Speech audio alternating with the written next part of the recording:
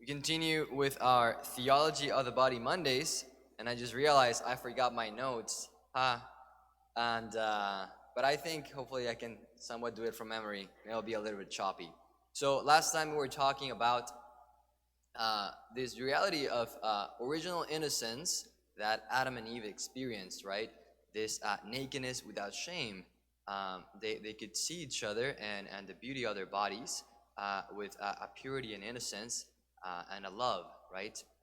And then after the fall, that changed because now they began to not have this original innocence and began to perhaps look at the other and desire maybe to use or to take from the other as opposed to give, right?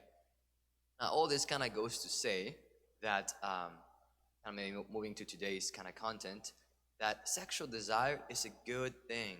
It's a God-given thing. It's a human thing. It's part of what it makes us human. And we could see maybe before the fall with this original innocence, sexual desire, because of the original innocence, it was just a way in which one could give of oneself, right? It pulled one towards another for the sake of making a gift, right? However, after the fall, this kind of muddies the waters, and now there's this kind of temptation to take or to use or to forget that the one before me is a person, and so the dignity of the other person gets kind of lost in the mix of things. Kind of related to all of this, St. John Paul II kind of coins this term called the spousal meaning of the body, and he says how the body of the complementary sex is meant to be an invitation to give of myself, not to take the other or use the other, but it is the body of the other that is an invitation for me to make a sincere gift of self, which is something that St. John Paul II would repeat a lot, which I believe is a quote from one of the Vatican II documents, right? Man can only find himself by making a true gift of himself, right?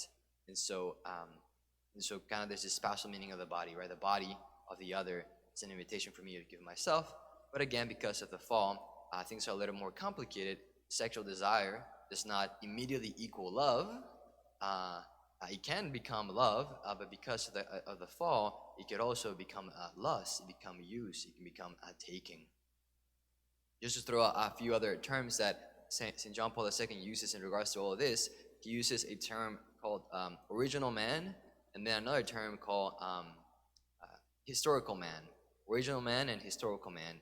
And so these are just terms I want to share with you because he uses them.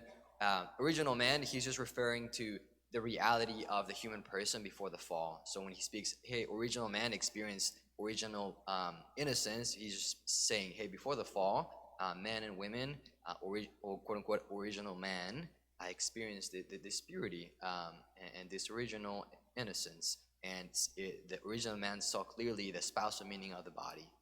After the fall, St. John Paul II uses this term, we've entered into the reality of historical man. So like a movement from original man before the fall to historical man, and this is where we're at still today, and is when we experience the fallenness of our hearts, when we experience original sin, when we experience concupiscence, right? This clouding of the intellect, I can't see clearly what is good, this weakening of the will, it's hard for me to choose what is good, and therefore, because of concupiscence, because of the fall, because of the weakness of the heart, because of the clouding of the intellect, loving becomes more complicated.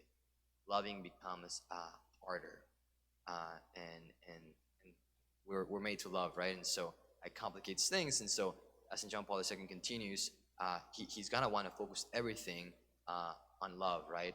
He's diving into all of this because he wants us to be able to love each other truly. And so we'll pick up here next week.